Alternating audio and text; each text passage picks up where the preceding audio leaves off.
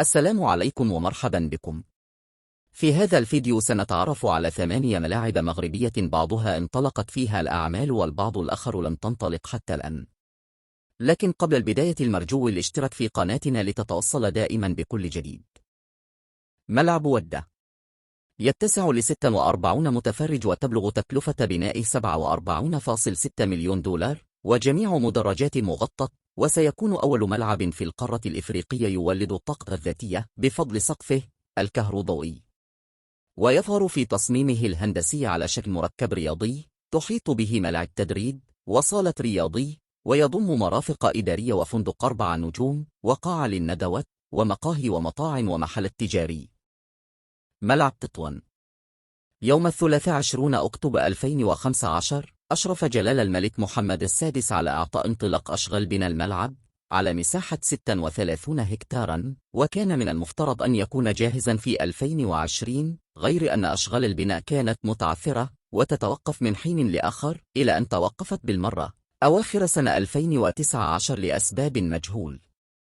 ملعب النافور يتسع ملعب النافور ل46 المشجع، ويمكن تقليص طاقته الاستيعابية ل20، ويمكن إعادة رفعها إلى 46,000 أو أكثر في حال صعد أندية إلى النافور وفح النافور وشبر الحسيمة إلى دوري المحترفين.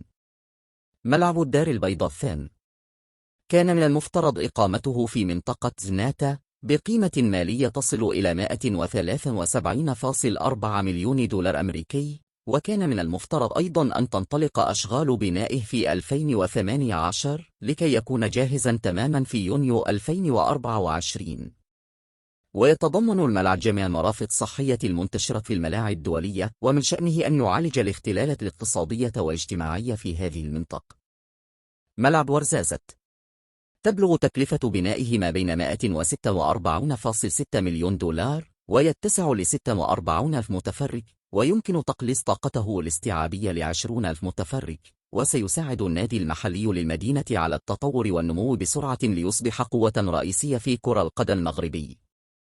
ملعب مراكش الثاني يعد من ملاعب الجيل الجديد القابلة للتفكيك، يتسع ل46,000 متفرج، وتقدر تكلفة بنائه ب153.6 مليون دولار، وكان من المفترض أن تنطلق أشغال بنائه في 2018 على بعد 10 كيلومترات جنوب المدينة لكي يكون جاهزاً شهر يونيو 2024.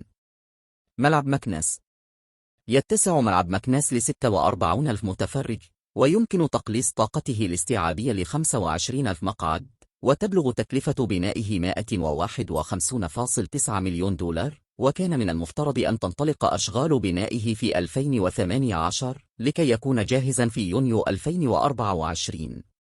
وكان من المفترض تشييد هذا الملعب في منطقة سيس على بعد 15 دقيقة من العاصمة الإسماعيلي وسط قمم الأطلس المتوسط، حيث المناظر خلابة. ملعب إلي حسيمة الكبير انتهت الأشغال في الشطر الأول من ملعب الحسيم، ولم تبدأ أشغال الشطر الثاني حتى الآن، وتبلغ الطاقة الاستيعابية للملعب 46,000 متفرج.